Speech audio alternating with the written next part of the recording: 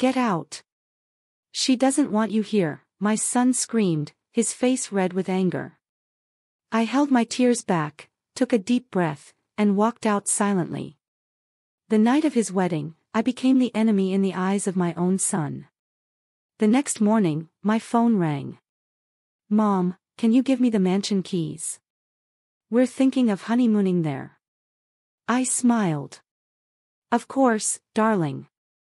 I watched them drive off, laughter spilling from the car, unaware that I was about to turn their dream honeymoon into a nightmare. The mansion, a $4 million estate that had been in the family for decades, had more than just a fancy interior. I had installed a top-of-the-line security system months ago. Cameras in every room, a full media override, and the ability to broadcast remotely. I logged in and began uploading a special video. 3 months earlier, I had received a phone call that shook me to my core. Mrs. Harper, this is Detective Collins with the Hartford Police. We're investigating a fraud case, and your future daughter-in-law's name came up. May we speak with you? The woman my son, Daniel, was about to marry was not who she claimed to be. Her real name was Emily Carter. Over the past 8 years, she had changed identities, left a trail of victims, mostly older men, taken advantage of financially, and vanished. She had spun a web of lies and now she had my son hooked. I hired a private investigator, Laura Benson, to dig deeper. Within a week, she had unearthed Emily's past. 2 previous marriages to wealthy men, both ending in quick divorces and suspicious financial gains. One ex-husband had died under mysterious circumstances not long after their separation. Documents, photos, and even old social media accounts revealed a calculated predator who knew how to manipulate love, trust, and money. I tried to warn Daniel, but he refused to listen. He believed in the sob story Emily had crafted: abusive ex-husband, tragic past, no living family. It was all lies. 3 days before the wedding, I confronted him one last time. Daniel, are you sure about this marriage? Have you discussed finances, your future, her past? Mom, enough. I know what I'm doing. You're just jealous. You can't sabotage my happiness. That was when I realized words alone wouldn't save him. Actions would. On the honeymoon, as they settled in, the mansion's screens lit up simultaneously. The video I had uploaded began to play. Emily's past, her lies, and the proof of her manipulations flashed across every television, every tablet, every digital frame in the mansion. She froze. Daniel stared in shock, the realization hitting him like a punch. I watched from my car, the sun rising over the estate, a calm satisfaction settling in. I hadn't humiliated anyone publicly, I hadn't broken the law. I had protected my son. Sometimes, the greatest revenge isn't vengeance, it's truth. The next day, I called Daniel.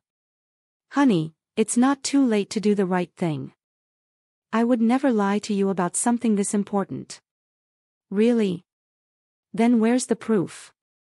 Daniel's voice was flat, incredulous. I hesitated. If I showed him everything, it would shatter him, and there was no guarantee he'd believe it wasn't some elaborate fabrication. Emily had already painted me as the jealous, meddling mother. Anything I produced would be dismissed as another desperate attempt to wreck their happiness. You thought so, he said when I didn't answer. Mom, I love you, but you need to accept that I'm getting married. Emily is going to be my wife, and if you can't be civil, maybe you shouldn't come to the wedding. That was when I knew I could not save him by talking. He had to learn for himself, or be saved by truth in a way he could not ignore. The days that followed felt surreal. Emily fluttered around wedding plans like a practiced actress, asking my opinion on flowers and music but never really listening. She praised my taste with a smile so sweet it tasted of varnish. Behind the smile, when she thought I wasn't looking, there was a chill calculation in her eyes, as if she were tallying up the exact cost of everything I loved. 2 days before the ceremony she invited me to lunch, just the two of us, at the Oak Ridge Country Club. I know this transition is hard for you, she said, fingers tracing the stem of her champagne glass. Michael means everything to you, and now you have to share him. We want our children to be happy, I said, careful and cool.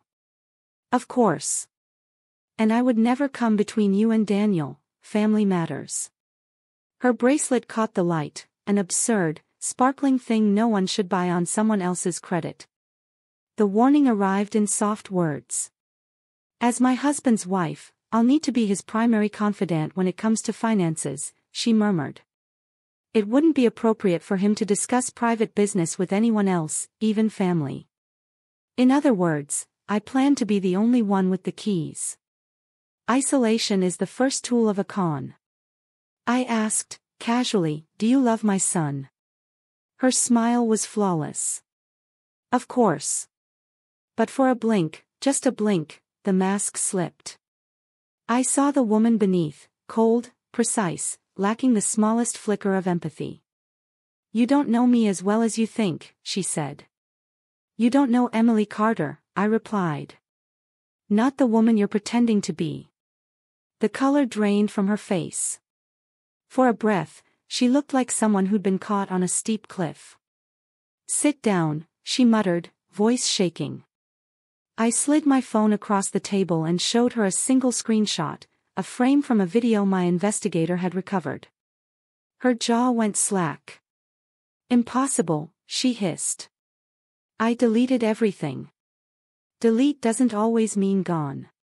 She stared at the phone, then at me. What do you want? She asked. Be a good wife to my son. Love him and take care of him. Don't give me a reason to share what I know. I put my phone away and smiled. If you don't, you'll find out what happens when you underestimate a mother protecting her child. She left without a word. I finished my salad and felt, for the first time in weeks, steadier. At least she now knew I wasn't helpless. Threatening a predator, though, only sharpens their teeth. Their honeymoon was meant to be a week. They returned after 2 days. They arrived at my door the morning they got back, Emily's face swollen from crying, Daniel hollow-eyed, like a man who'd been punched in the stomach and reminded he had lungs. You're back early, I said, opening the door with an expression of benign surprise. Daniel pushed past me into the living room. The video, Mom. The video. Somehow it had played on every screen in the mansion the moment they turned on a television, an ugly, undeniable truth broadcast in high definition. He pointed at me. You did this. I can barely work my email, I said, letting the disbelief wash over me. I hadn't wanted to be the one to upload it, but my investigator, Laura Benson, had taught me the smart home system, and it was simple once you knew where to look. Emily's hands trembled. The actress's composure had finally slipped. She threatened me at lunch, she cried. She knows lies about my past. Then tell him, I said, and stepped back. If there's anything you want to tell Daniel, now is the time. She swore the footage was fake, manufactured, paid for. I walked to my desk and brought out the thick folder Laura had compiled, marriage certificates, divorce records, police reports, credit card investigations, and news clippings about 2 men who'd once been closely involved with Emily, men who, after divorcing her, had faced sudden misfortunes. Daniel's hands shook as he turned the pages. Why does this say your name is Sarah Mitchell? He read aloud, incredulous. Why are there 2 marriage certificates with your photo? Emily fell apart. I was going to tell you after we were married, she sobbed. I was scared. I wanted a fresh start. She offered the same tired stories, abusive ex-husbands, trauma, escape. But the records in the folder told a different tale, identity changes, large settlements, unusual timing around deaths and accidents, and a pattern of targeting wealthy, older men. The police report about credit card fraud. The article about a disputed insurance payout. Daniel read, each page unwinding whatever rosy picture he'd painted of their future. His voice went thin. You proposed after 2 months. You insisted on the country club wedding where everyone would see us. Why? She answered with a brutal honesty that landed harder than any lie, because I wanted the life you could give me. Security, status, what I couldn't get any other way. Daniel's face crumpled as the truth slid into the empty places he'd filled with hope. Did you ever love me? He asked. I love what you represent, she said. Not you. That single, cold confession broke him more than any other evidence. The dream he'd been building, love, partnership, family, turned to dust in his hands. He looked at me, helpless and stunned. Mom, what do I do? He whispered. For the first time in months, he asked for my help instead of shutting me out. Call your attorney, I said. Freeze any joint accounts. Change every password, every security question. Separate your finances. Do not sign anything more without a lawyer present. I could feel calm settle over me like armor. The battle ahead would be messy and public and it would hurt Daniel, but he was finally awake. He needed protection and facts, not my anger. Over the coming days we moved methodically. Laura Benson handed over everything she'd found. Detective Collins reopened threads that had been ignored. We checked bank statements, froze cards, and secured legal counsel. Emily tried to bargain and threaten, but when you build a life on lies, the foundation won't hold when the truth starts to pour through the cracks. It would take time for Daniel to heal. He would face awkward conversations, the whispers at the country club, and the grief of loving someone who was never capable of loving him back. But he had one advantage: he was no longer alone. He had facts, a plan, and a mother who had finally been heard. Sometimes the only way to protect the people you love is to show them the things they don't want to see, then stand with them when the light hits. You can't prove any of this, Emily said, but the bravado had drained from her voice. Oh, I can, I replied, calm as a winter lake. Laura was thorough, and video is hard to argue with in court. Her face went the color of old silk. This isn't over, she warned. It is, I said, and she left. Daniel collapsed onto the couch, the weight of it finally landing. Mom, I'm so sorry. I should have listened. You couldn't have known, I told him, taking his hand. She was very good at what she did. He stared at me. How did you even think to investigate? I shrugged. When the detective called, I figured I had to protect you. The police called you first. He sounded stunned. They tried you, but you wouldn't listen, I said. So they called me. He went quiet, the questions spinning in his head. She's going to try to take everything in a divorce, isn't she? She'll try, I said. But you didn't grow up with a mother who sends sons into battles without backup. I opened a thick folder. Your father taught me to protect what matters. Laura found things about Emily's previous settlements that unravel when you look closely. Daniel's eyes widened. Mom, you're terrifying when you set your mind to this. I patted his hand. Good. You'll want that on your side. It began exactly as predicted. Emily, actually Sarah Mitchell on old papers, hired the state's most aggressive attorney, Gordon Hale, and filed for a sweeping divorce claim, half of everything, alimony, damages. Then Gordon Hale made the mistake of calling me. Mrs. Harper, my client alleges you've been spreading allegations, he said in a tone meant to intimidate. She intends to sue for invasion of privacy, hacking, and harassment. I kept my voice pleasant. Mr. Hale, my son married a woman whose previous marriages and behavior should concern any family. The documentation we'll produce is not gossip, it's evidence. He bristled. Your interference could cost your client her home. I smiled. Is she aware the inheritance is held in a trust that excludes spouses married less than 2 years? The line went quiet. We'll need to see documentation, he managed. Discovery will handle it. 2 days later Emily showed up at my door alone, the confidence gone. "We need to talk," she begged. I let her in, watched her scan my living room as if pricing each piece. "You've won," she said, voice brittle. "You destroyed my marriage." I revealed what was already true, I said. "You made sure he couldn't trust. That was your choice." She tried to bargain, a cash settlement, a clean break. $2 million, she demanded. I almost laughed. "You want to buy a clean exit with money you hope to steal." I told her about the choice she hadn't thought through. Laura's digging had found security footage from Henry Lawson's neighborhood, the night he died, showing her car at the house around the time of the accident. And Walter Briggs's family had raised questions about his death long after the settlement. None of that was a smoking gun conviction, but it was enough to reopen inquiries if it came to light. Emily's face lost all color. "What do you want?" she whispered. "A simple confession," I said. "Admit you lied about your identity and your intentions toward Daniel, fraud, nothing criminal about the deaths, and sign away any claim to his assets. Cooperate and leave.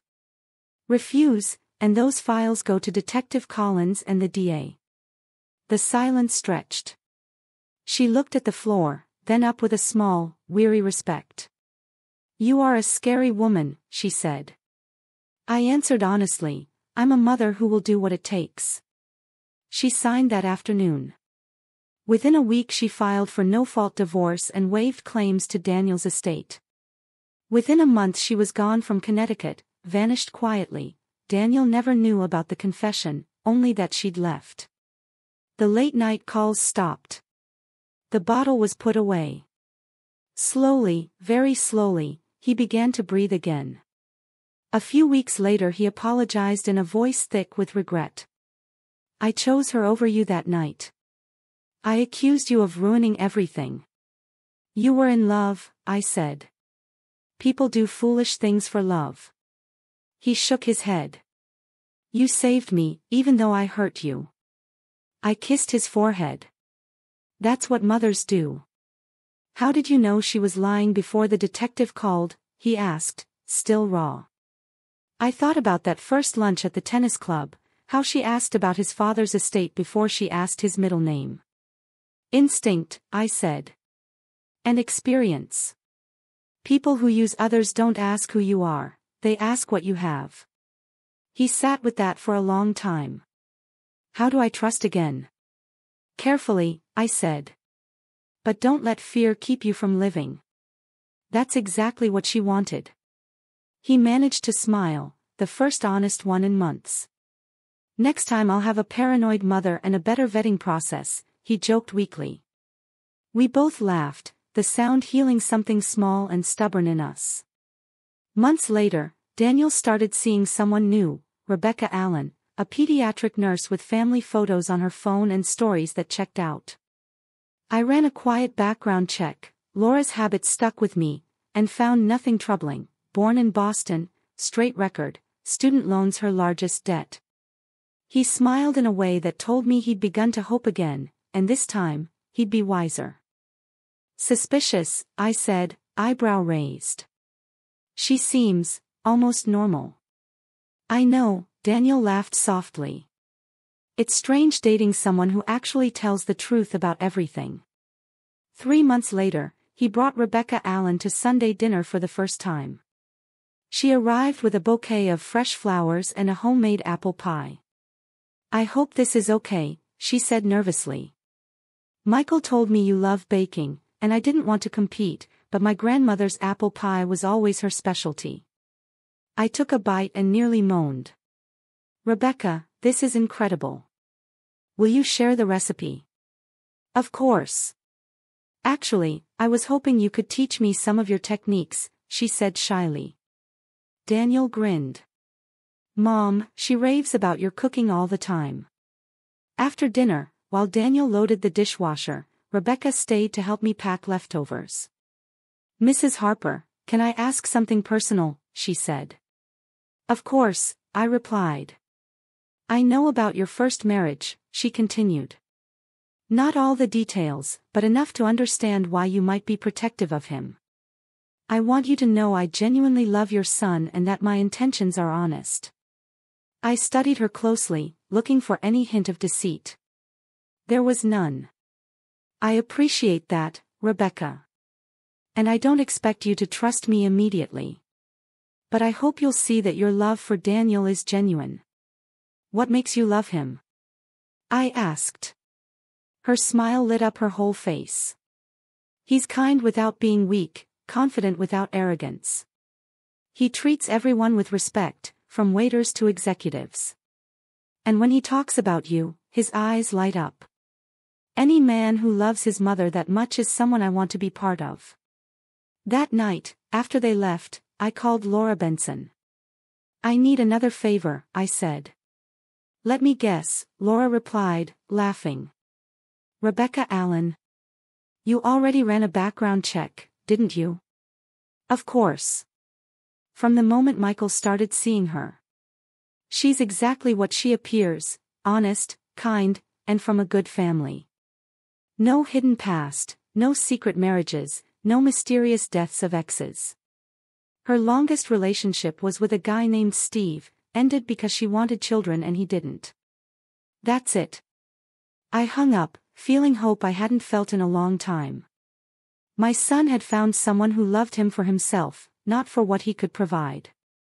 A year later, Daniel proposed to Rebecca in our backyard garden, beside the rose bushes his father had planted. She said yes through happy tears, and the first thing she did after putting on the ring was hug me. I hope this means I can call you Mom, she whispered. I'd be honored, I whispered back. The wedding was small, intimate, and beautiful, held in the same garden. Her family flew in from Boston, warm, genuine, and loving. Her father gave her away but paused to shake my hand. Thank you for raising such a remarkable man, he said. We couldn't be happier. During his reception speech, Daniel looked at me. I want to thank my mother for never giving up on me, even when I was too stubborn to listen. Mom, you saved me in more ways than one. I love you more than words can express. Rebecca's maid of honor speech was equally heartfelt. I've never seen a mother and son share love so purely. Daniel isn't just a husband, he's a model of unconditional love, patience, and trust. Any woman marrying into this family gains more than a husband, she gains an example of what true love looks like. That night, watching them dance, I thought of Emily Carter. Wherever she was, I hoped she had found her path without harming others. Mostly, I reflected on the lesson I'd learned: protecting those you love sometimes requires becoming someone you never imagined. Gentle Eleanor Harper had become strategic, calculating, even ruthless, but always in defense of family. The next morning, Rebecca brought me coffee in bed. I hope you know I feel like the luckiest woman alive, not just for marrying Michael, but for joining a family where love truly matters. Welcome to the family, sweetheart, I said, hugging her tight. A year and a half earlier, I'd been a trusting widow, naive and unsuspecting. I'd learned the world had predators, and that I was stronger than I imagined. My skills, once unimaginable, were used to protect rather than harm. Later, a text appeared from an unknown number: congratulations on Michael and Rebecca. Wishing you happiness. E. Carter. I stared, then deleted it. Some chapters are meant to stay closed. I went downstairs to join my son and new daughter-in-law for breakfast. Good morning, Mom, Daniel said, kissing my cheek. Sleep well. Perfectly, I replied. After everything, this was what mattered. My son was safe, happy, and loved by someone who deserved him. The best kind of revenge isn't retaliation, it's ensuring those you love get their happy ending. And sometimes, to protect them, you must be the villain in someone else's story. I poured my coffee, sat with my family, and felt at peace.